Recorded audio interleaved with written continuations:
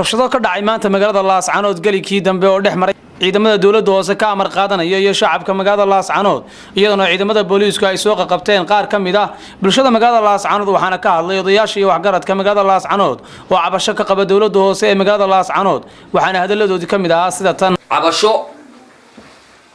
iyo boob iyo handadaad nagaga yimid xagga maamulka dawladda gobolka Somaliland nagaga yimid ayaanu ka soo jeedinaynaa kun iyo 1984 dhul la bixiyay oo sharciyeysan oo waraaqihiisii aanu hayno yaa markii hore si xaraan ah nalagaga qaaday oo la dumiyay dhulkii la dumiyay dhulka dhabo hadii laga maarmi waayo wax bilicda magaalada ah ama maamulka ah waa loo dumiyaa dhul xaq la leeyahay hantidiisana waa la siiyaa dhulka yagii waxa laga dhisay masaajid baa laga dhisay loo dumiyay maamulkaana waxa ka wada socday dawladda hoose iyo wadaadada masaajidka jooga agoon baa lahayd dhulkii agoontana masaajid baa loo dhacay waana xaraam agoontii aan la weydiisan iyadoo aan hanti la siinin iyadoo aan dhul loogu bedelin yaa dhulkeedii la dumiyay masaajid baana laga dhisay inta markii ka dambeysay iyadoo dad badan dhulka laga dumiyay Laascaanood waxa la yiri qof walba intii ku hadhay dhiso inta yadii noo hadhay ee agoontii markii ay damacday inay dhisato waa la diido dawladda hoose diiday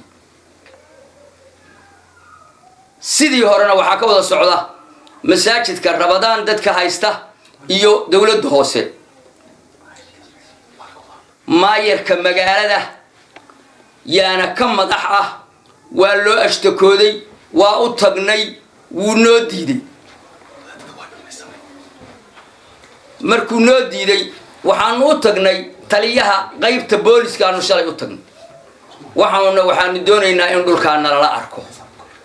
dadkii kale waa wada dhisteen dhulkoodii annaguna inta yada noo hadhay awalba xaraana laga qaaday yeelkeeda inta yada dambe inaanu dhisano ayaanu doonaynaa sidaasaan anigu leeyahay in wado amniya oo sharciga dhulkaana la maro haddii aan amnina la qaadan oo sharcina la marin masaajidku ka dhisnaan maayo oo ay ka dambeeyaan maayirka dawladda Soomaaliland gobolkan u qaabilsan iyo taliyaha biliisku mudaradaas waxay tahay annaga oo hadeerto aan dhibaato u baahnayn ayaa saaka waxaan lagu soo weeraray dhulkii shalayto nala ballamay ee aanu taliyaha qaybta uga tagnay ee uu naga ballan qaaday inuu wax nagala qabto oo nagu soo dhaweeyo ama sharci wixii nagu haysta ama uu dhulkayaga farahana looga qaado ayaa saaka taliyihii qaybta iyo maayirkii markii salaada duhur laga soo baxay waxaan aragnay iyagoo dhulkii ka guraya wixii yeelada halka anaga waxaan la geliyay mishinkana wax looga jeedo garan mayno anagu ma qaranayno siyaasadda hay'adda dawladda kala ka dambeeya garan mayno dalka labadan dhulka naga doonaya garan mayno lacag iyo waxna laga dul adeegsanaya arinta wax bilaadan ku kici karo dadkii saytaan 10 oday ugu tagnay ee dawladda ogeysiinay inta dacwadii socotay ee sharciga ahaa in saamaanta la geliyo arinta inta leeg oo lagu soo weeraro oo xabad ka dhacdo oo umadu ku sigato waxa iska lahaa maayirka iyo taliyaha qaybta waana kuwii aan shalay rabuurka siinay maayirkan awal moodayna inuu meesha doonayo haysto oo dad badan oo hore iyo dacwado badan oo hore iyo dadkan dhulkan ninkan agoonka ah hele dadka kale oo dhan mas'uuliyiintu waxay dhulkaaga adiga ale ninka ku dhaganaa wuxuu ahaa maayirka laakiin maanta maayirka waxa soo raacay taliyaha qaybta aan shalay warbixinta siinay waxaan codsanaynaa haddii sharci jiro oo dawlad jirto oo ummad islaam tahay weerarkaana lagu soo qaaday ee gardarrada ah ee mishinkana lagu geliyay qabeesho dhan lagu sigay iyo ummadda magaalada joogta cidii ka dambeysay inta wax laga qabto haddii sharci jiro taas waxa weeye odaga waxaan kaga yar bedelay masaajidka waa ka wada hadaloo maanta anagu ma oran karayno masaajid isa waa duminayna